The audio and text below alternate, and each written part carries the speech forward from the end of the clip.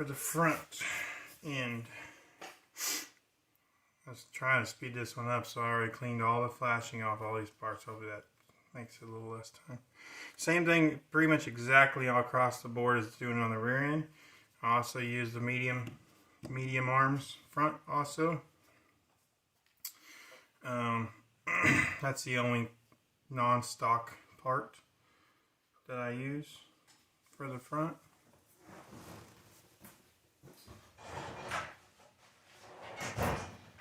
Except for these that I forgot to grab for the video, which is the J&T bearings for the pinion. So we're going to drop the 2 shims in and the bearing.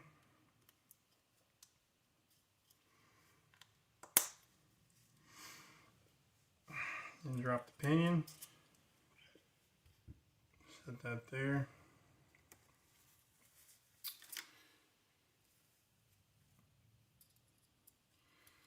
Clean the set screw.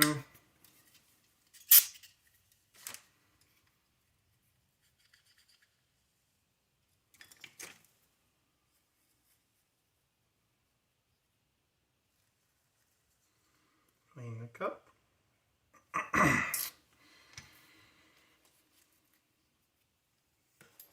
Lock tight.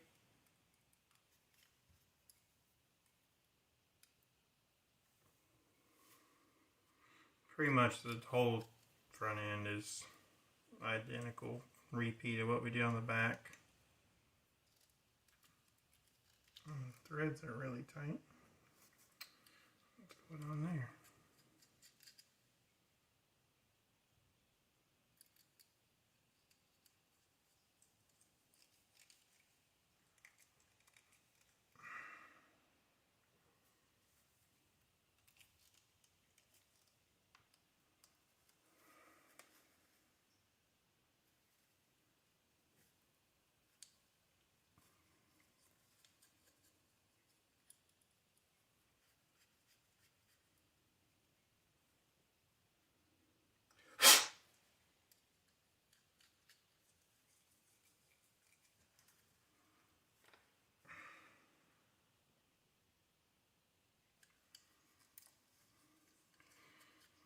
Try a different set screw maybe, or something messed up with them threads.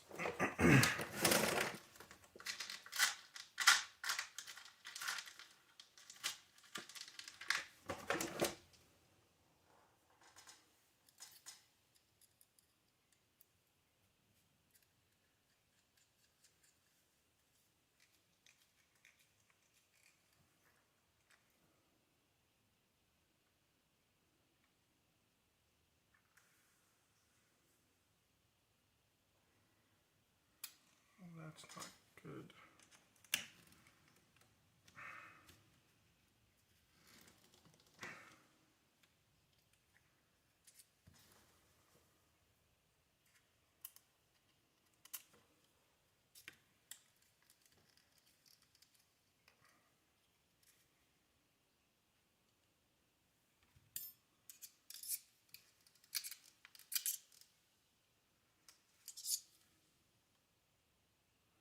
Yeah, there's burrs in there in the thread. You can see it trying to push it out.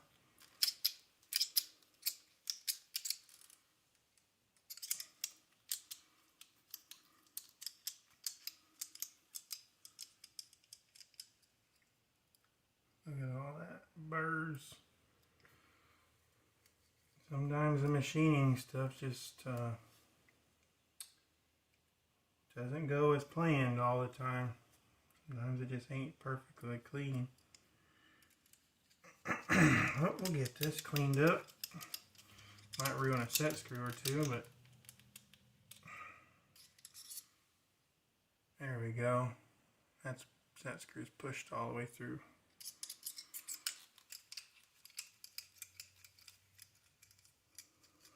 Okay, we'll just scrap those set screws.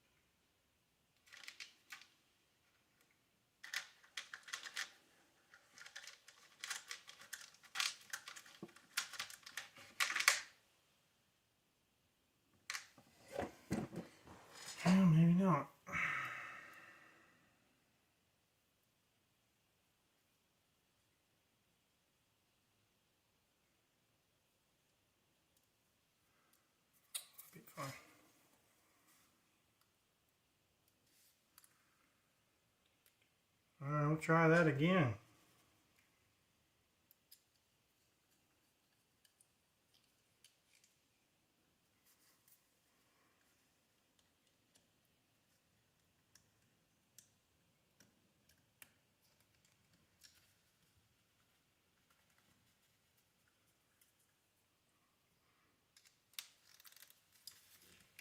That was better. Sometimes the machining stuff you get, all it takes is the tiniest little burr in there. I didn't have a 4mm tap where you could have just ran that through the threads and it'd have cleaned it out perfect, but I don't have that, so we had to do it the redneck way. But that's perfect, so moving on. Got that on there, and we'll put diff in.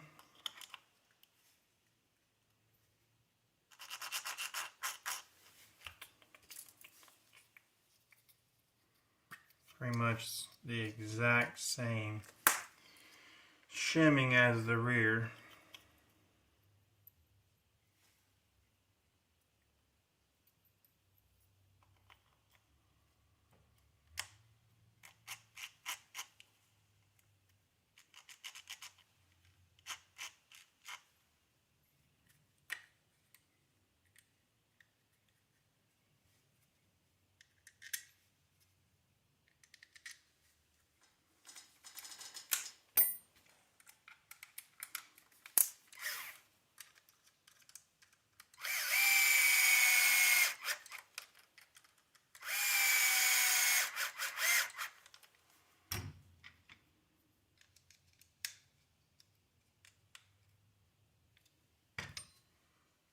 Okay. That's extra tight. That's the tightest one I've ever seen. That's not gonna work. That's a bummer.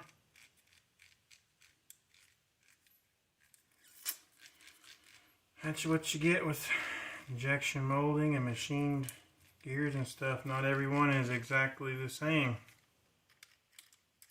Fortunately, I'm not going to be able to shim that pinion like I normally do.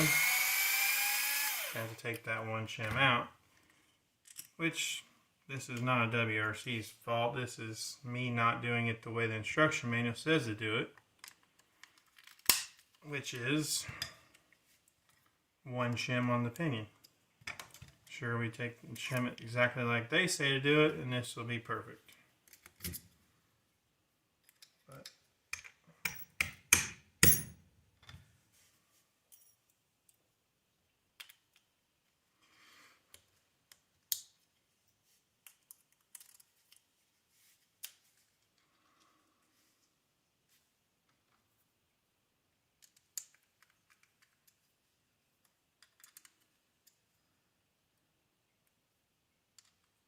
More than likely, once these gears break in, I'm going to pull this back apart and add that second shim on that pinion, because I like that better. I like it better that way, so it's probably the way I'll do it.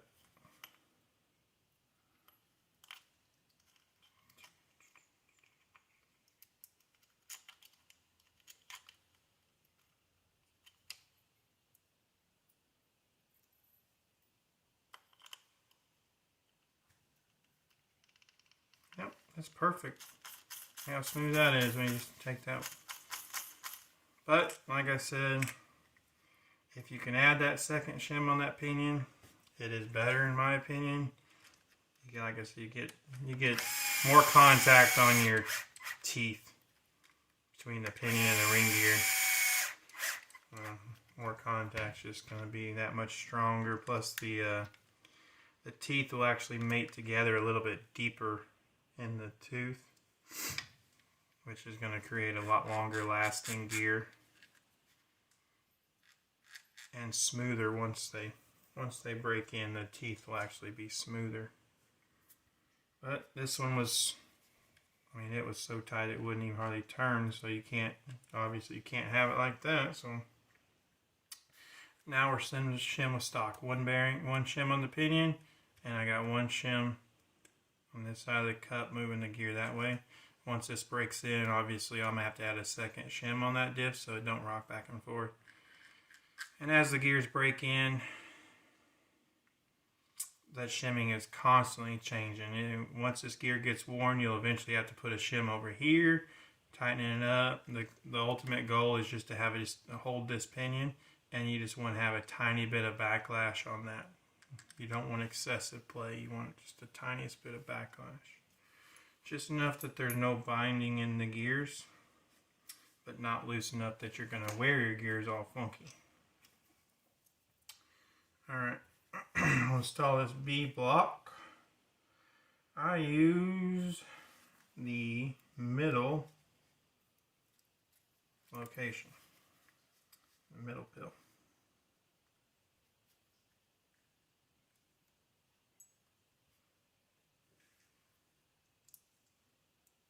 For the B block. That's got some little bit of lash built up on that. It needs cleaned off. Once I get a pill, it's got a little bit of elevated bit there that you got to trim off. Okay, middle. Bolt that on. Or not.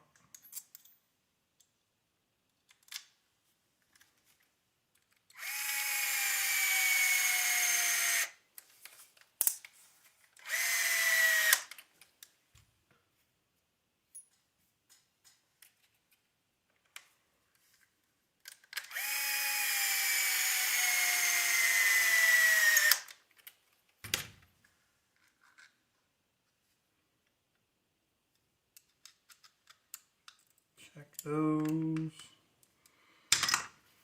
Okay, next, bring out the arms. Check the hinge pin. Perfect. Perfect. Same thing as the rear. I used the 1.5 shim. So awesome that they send all these different ones. So awesome.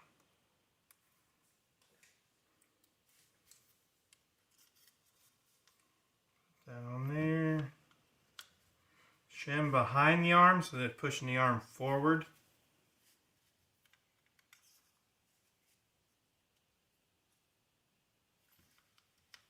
Okay. Now we install the A block. I use the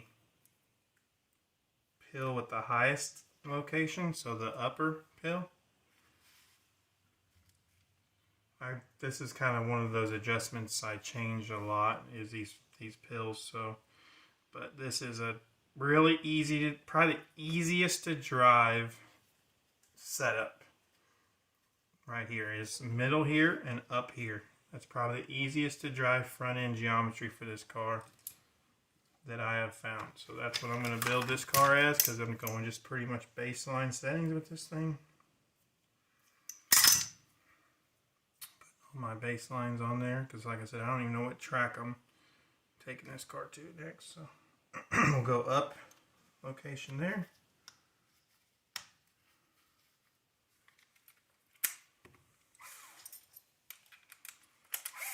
Bolt this up.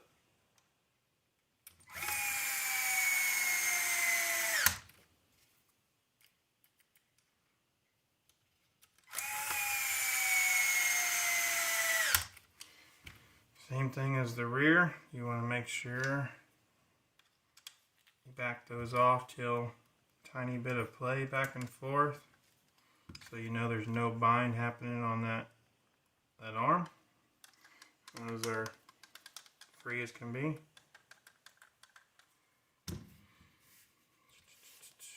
Next up, we will do the sway bar modification. I do the exact same thing on the front sway bar as I do on the rear sway bar. The front's actually further off than the rear. I mean, look how that thing ain't even close to where it needs to be. Man, that thing's, it's a mile off.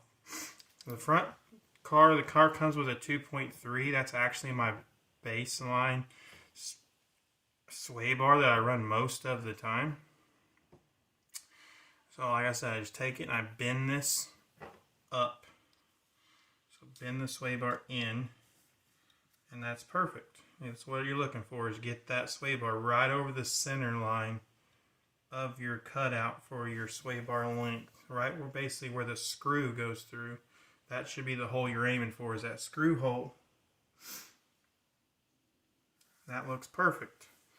So then we'll take and we'll cut the 4 millimeters off the end. Same exact thing like we did on the rear.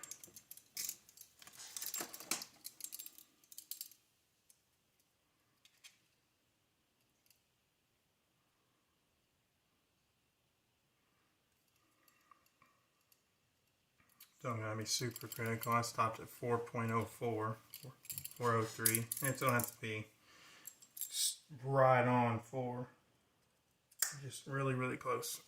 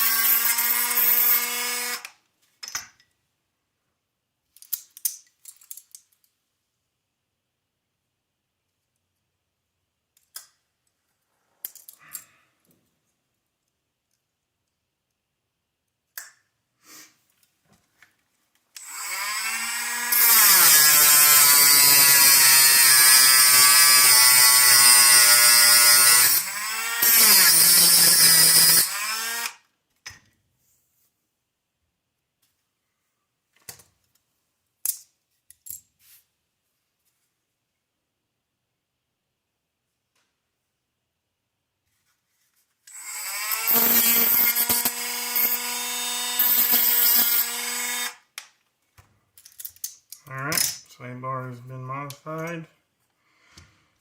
So we'll bolt that on. It's actually marked 2.3. So you can put that 2.3 where it's up. You might be able to see it, might not. It's kind of small and hard to see.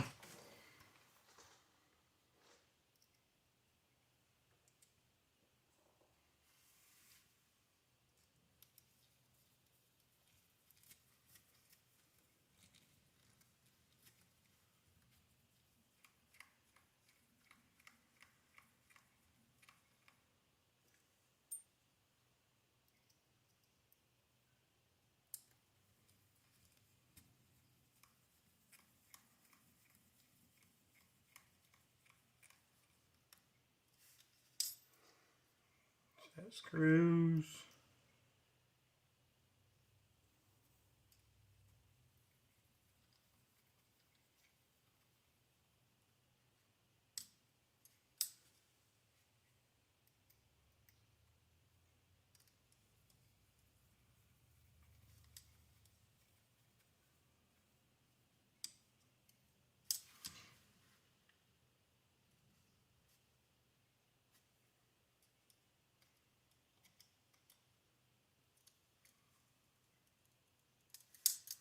No bind.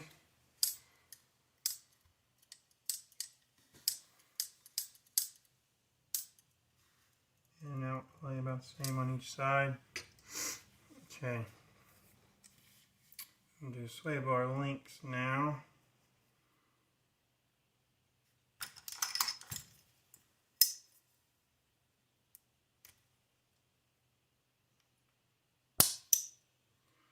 Pop that in. Should be super free with no bind. It is.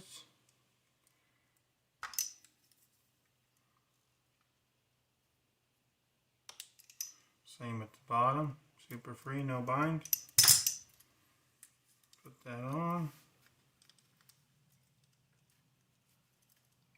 They've just made some.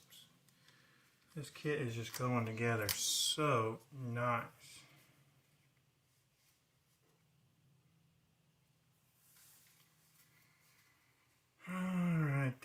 pop this one in. Super free, no bind.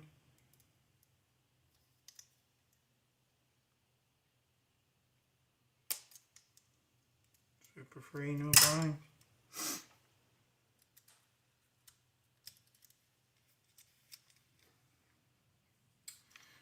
We'll go ahead and tighten those screws down.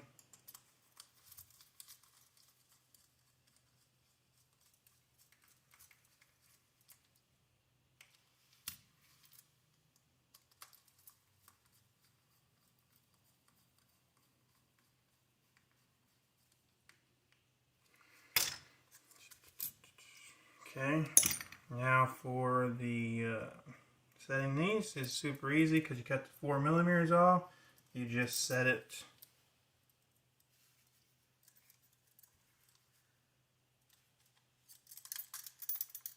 so that so it's flush. So it makes it super easy to set the same every single time. So that's one of the perks of cutting that 4mm off, is it's absolutely perfectly straight linked and it's nice and flush, so every single time you just set it exactly the same and it's super easy. It's also, another perk of it is you don't have the sway bar sticking way out there to where this, when you have it all done, the car, the steering links kind of hit it if you had the sway bar not cut off. So look at that, nice and flush, links are perfectly straight, everything's centered up, so you have nice full down travel with no bind and nice full up travel with no bind, which is perfect. Okay, next step, we will bolt front shock tower on.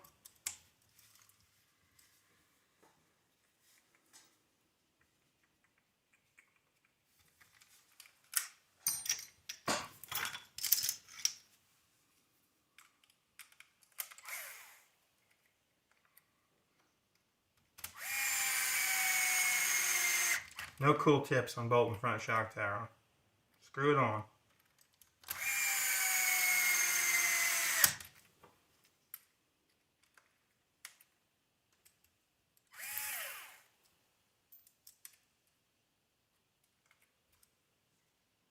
Holy smokes. Well, I just found something interesting.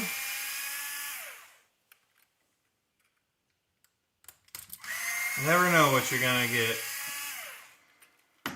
This carbon shock tower only has the 2 screws drilled, not them bottom 2. So that means I have to drill them. Yippee, yippee, yippee. More stuff to drill, just what I was looking for.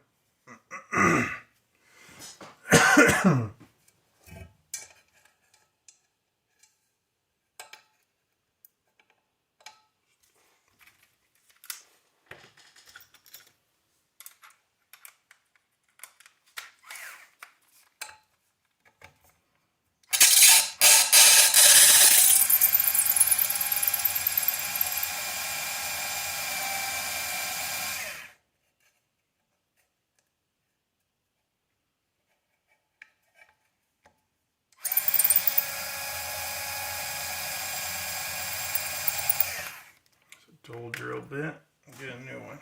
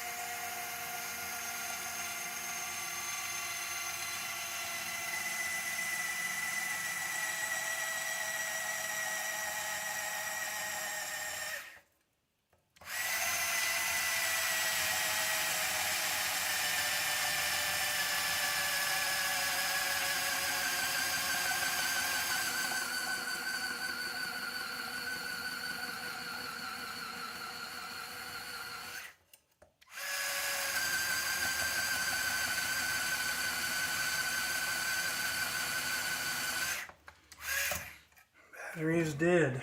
I think I got another one.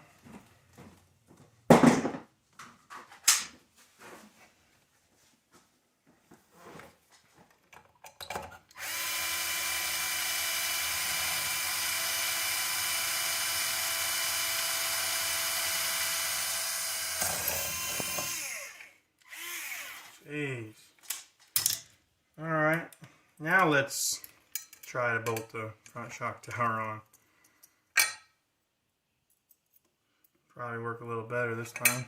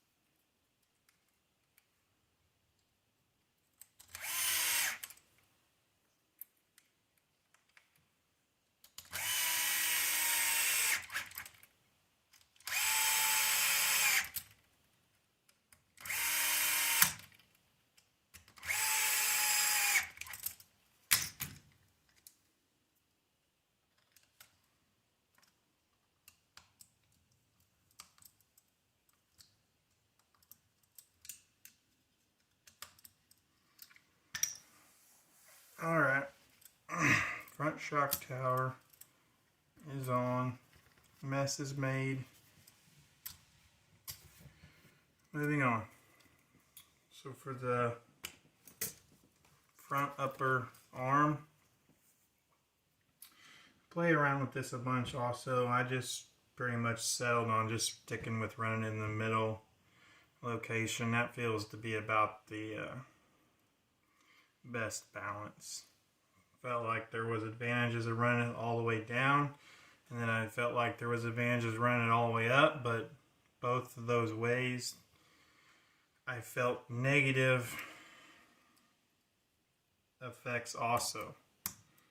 So there was good and bad on both of those locations, so I feel like just running the middle it just makes it easy and gives you a better best balance across the board on that. Same thing on these upper arms. You want to make sure that the hinge pin falls straight through with no bind. There's a little bit of burring right on where they drilled the hole, so I'm going to clean that up. You don't want nothing like that.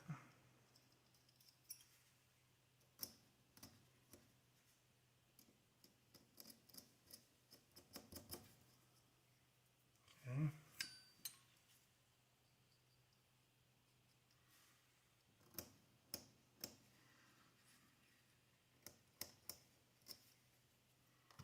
Alright, so this, yep, that's perfect.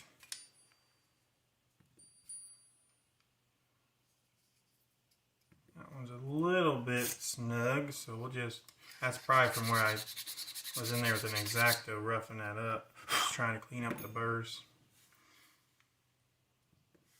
So just run that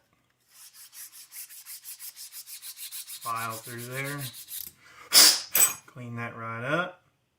And that's perfect. So we'll go ahead and we'll just put these on here. So there we go. Now then we'll go ahead and build this up. I like to put the Loctite actually in the hole where the screw goes, so that I know that the Loctite's going where it needs to be. I'm not getting pushed off the screw or anything weird like that. So you know the Loctite's actually in that hole, that whenever you put the screw through, the Loctite's going to get pushed into the threads and not somewhere else you don't want it. It probably works perfectly fine doing it on the screw as well. That's just the way I do it. So.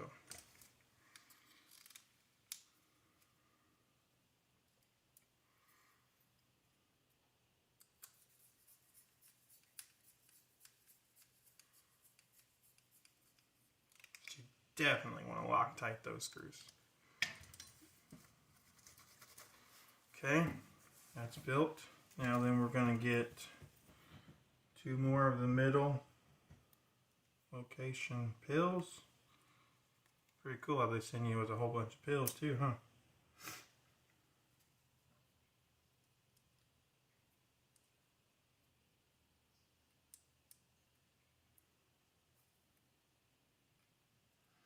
Every once in a while I get one that's just super tight.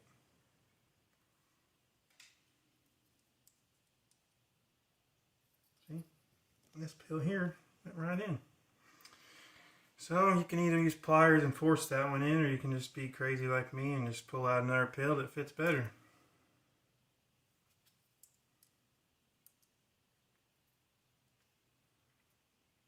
Voila. Okay, so then we'll put that on. Actually, I'm going to go ahead and put that drive shaft on before I do these. That way I don't have that top plate in my way.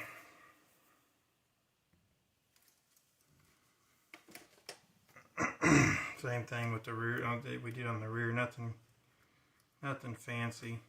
Just grease this up, put it on, and that's it. Make sure that there's no the drive shaft's free, the CVA part, and no bind in it. But other than that, there's nothing fancy about it.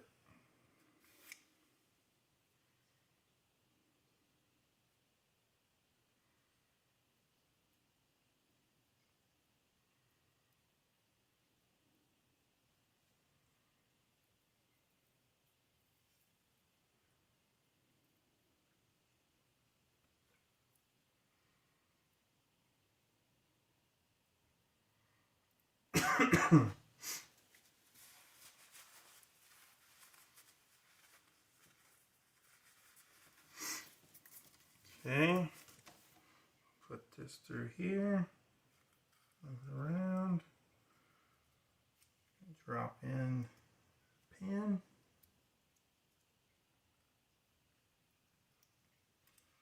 Perfect. Clean up all the messy grease that I made.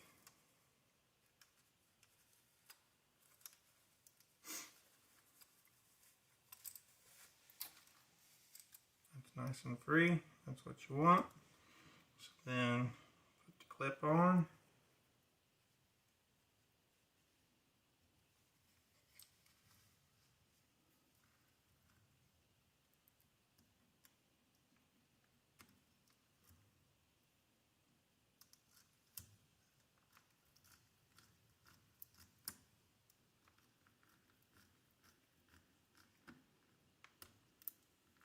Voila.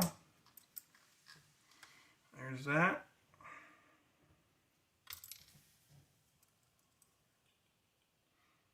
Put that super tight pill in there. That one's loose. Oh yeah. Look at that. Okay. Forgot to put the body mount on. Don't forget to put the body mount on before you put the plate on.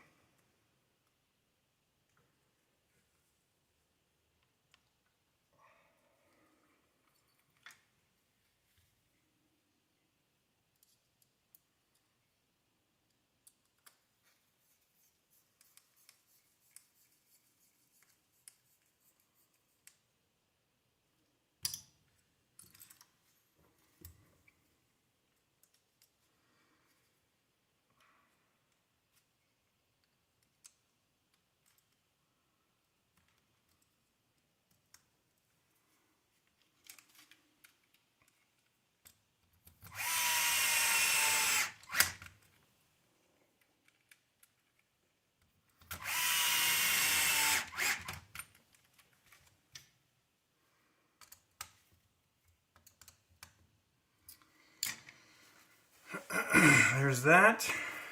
Now then, only thing left to do is shim up them upper arms. Comes with this little nice pack of shims. It takes them all,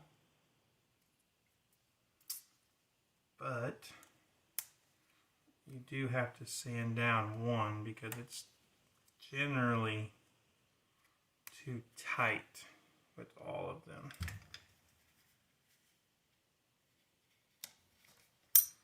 So my standard setup, my baseline is always 2 mils in the front. If you're too edgy on steering, then you move the arm back. If you want more steering, you move the arm forward.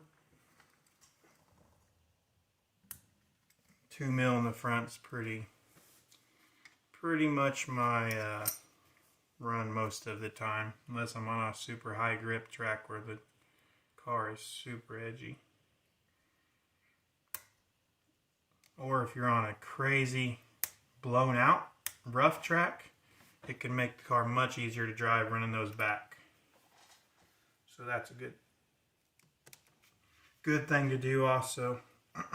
For DNC guys that's going to DNC coming up, that would probably be a good adjustment to make once the track got super rough, is move those arms back and add some adds caster, and it'll make the front end of the car, it'll make the front end of the car go over the bumps better without catching the bumps and jerking the car all around all crazy.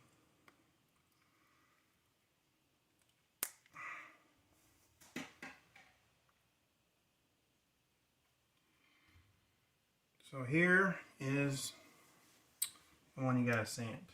See this? That is super tight, and if you shove that down in there, that arm is not gonna be free whatsoever. So on these, needs to be awesome if they could change that at the factory, make it just a tiny bit thinner, or make it where they do like the rear arm.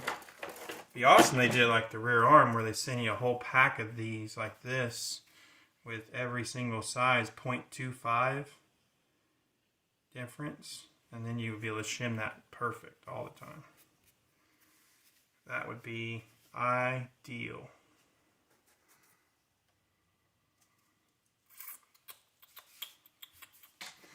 So how I just do these is I just literally take a piece of sandpaper and sand the end of my finger off. So I'll just take this and take it on my finger, and I'll just push down tightly and just keep on sanding until it is free, till it sands enough off that it'll go in there without binding up.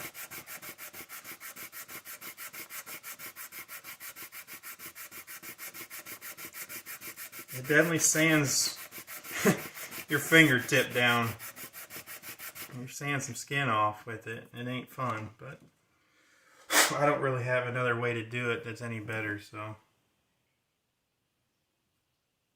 gotta do what you gotta do.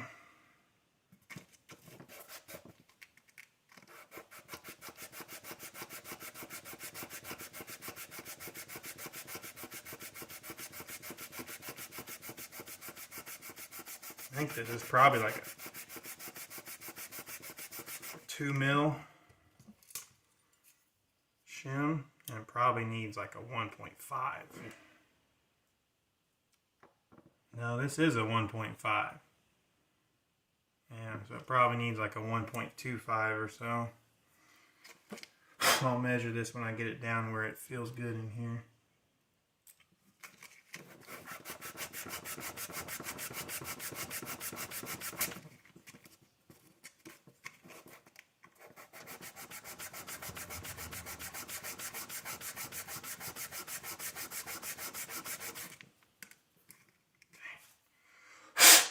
Like I said, this job ain't fun.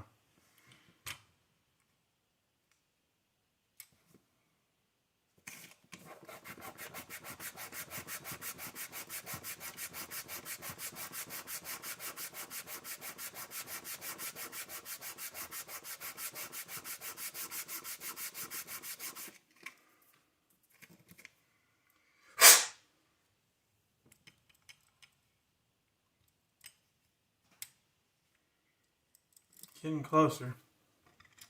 I still don't like it though.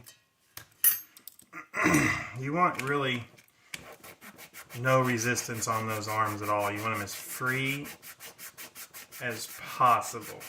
Just absolutely no bind up and down at all. You obviously got to go little by little and keep checking it because you don't want your front arm to have excessive play and just be floppy as can be. You want it to be snug, but you want it to be as snug as it can be without having any kind of bind. See, that arm should drop by itself, so we're still not where we need to be.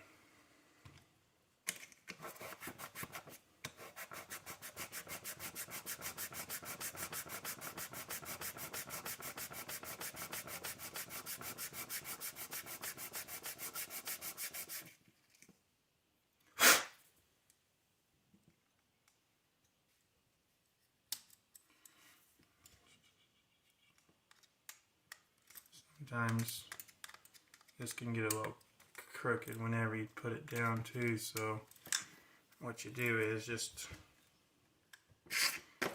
pull out on this somehow and then tighten it down when you're pulling out so that it's centered and not crooked. Yeah, I still don't like that. Gotta go more.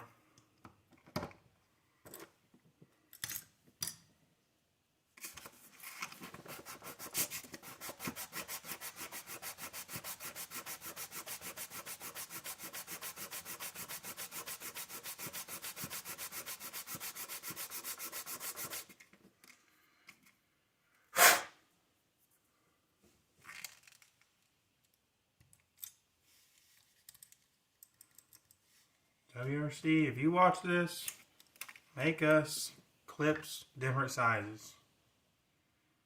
This is not fun to do.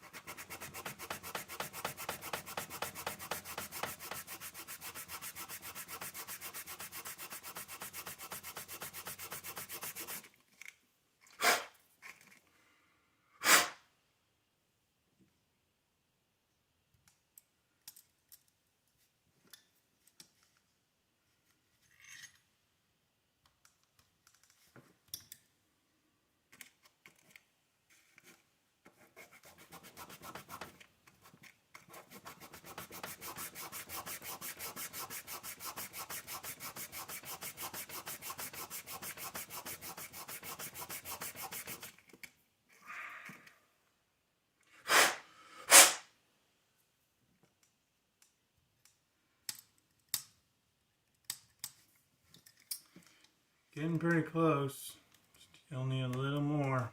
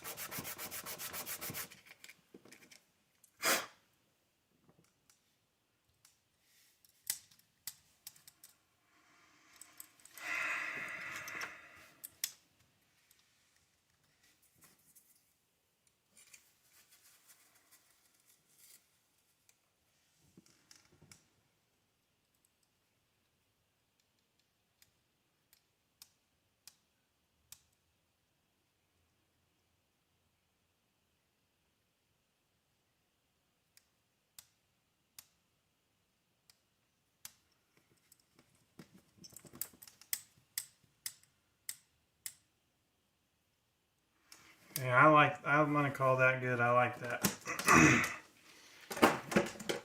because that upper arm is practically like weight, I mean there's like nothing there. If you was to get that to be this free, it would have extreme amount of slop. So you just have to, like right now, there's slop in it. Like it's not excessively tight, and that's what I want. I don't want it tight, but I don't want it to where it's super sloppy. So I'm just feeling this, like it's dropping on its own. There's very little, very little resistance in that. And literally after the first time you run it and doink off a couple of pipes, there's going to be absolutely no resistance. It'll loosen this up some more. But you just don't want it to be as tight as it was, because it was extremely tight and it'll never wear in if you make it that tight. So this was 1.56 on this shim. See where we got it down to.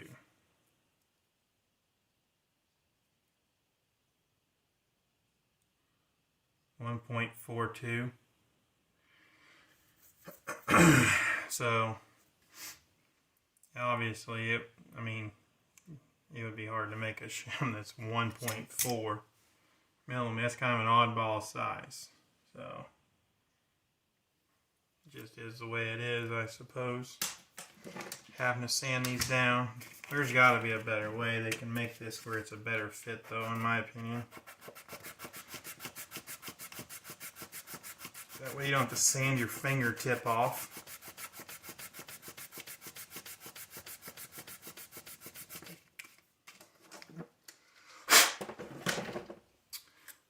Get the car to be nice and free. Yeah, that's pretty good. Alright, well, in this video I'm going to do the other clip off of off video. You get the point. This is the front end, fully built.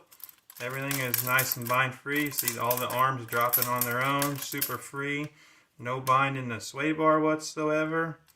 And everything is super free. That's what you want on your build.